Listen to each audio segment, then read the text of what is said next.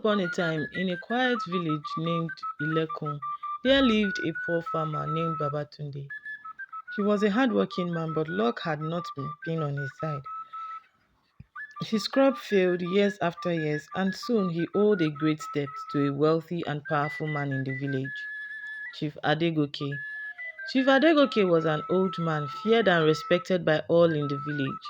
Babatunde had borrowed a large sum of money from him to save his farm. But when the time came to repay the debt, Babatunde had nothing to give. Desperate and with no other choice, Babatunde went to Chief Adegoke's house to beg for more time. Chief Adegoke, with a stern face, listened to Babatunde's plea. After a long silence, the old man spoke. I will forgive your debts, Babatunde, but in return, I want something from you. Babatunde's heart raced with fear. Anything, Chief, I am at your mercy. The chief leaned forward and said, your daughter Morayo must marry me. Babatunde Gabes, his daughter, Morayo, was a beautiful, kind-hearted girl, loved by everyone in the village. She was just 18, full of life and dreams, while Chief Adegoke was old enough to be her grandfather. But the farmer had no choice. If he refused, he would lose everything and his family would be thrown into the streets. With a heavy heart, Babatunde returned home to tell Morayo the terrible news. When Morayo heard her father's words, she cried bitterly. How can I marry Chief Adegoke, Baba? He is so old. But Babatunde, seeing no other way, convinced his daughter that it was the only way to save the family.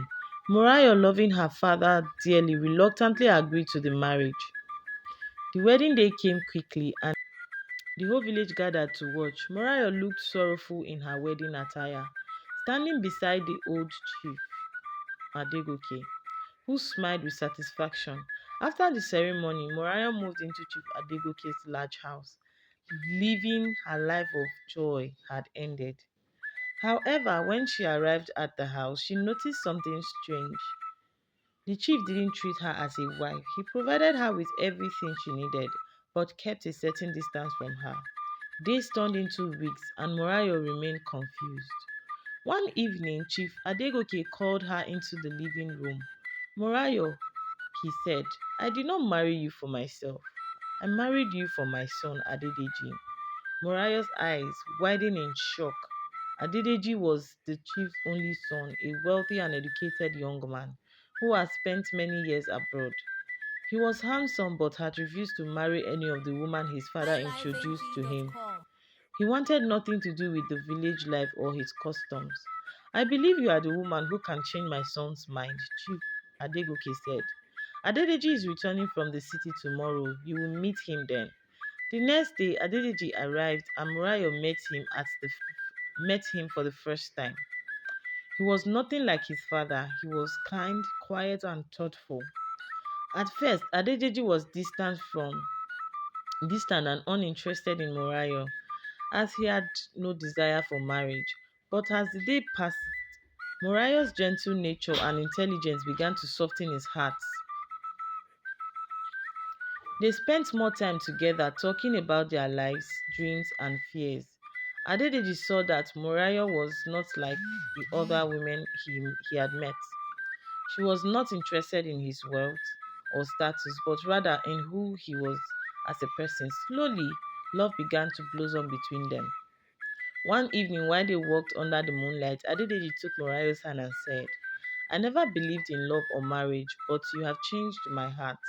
I want to be with you, not because of my father, but because I truly love you. Morayo's heart swelled with happiness. She had been forced into a marriage she didn't want, but fate had brought her to the man she was meant to love.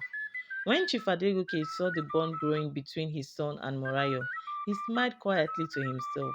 His plan had worked. The debt had been paid, not with money but with love. Morayo and Adedeji soon married properly, this time out of love and not obligation. The whole village celebrated, and Babatunde was grateful that his daughter had found true happiness in the most unexpected way. This brings us to the end of our story. Please kindly subscribe to my channel, like and share my videos. Stay tuned for more interesting and amazing stories.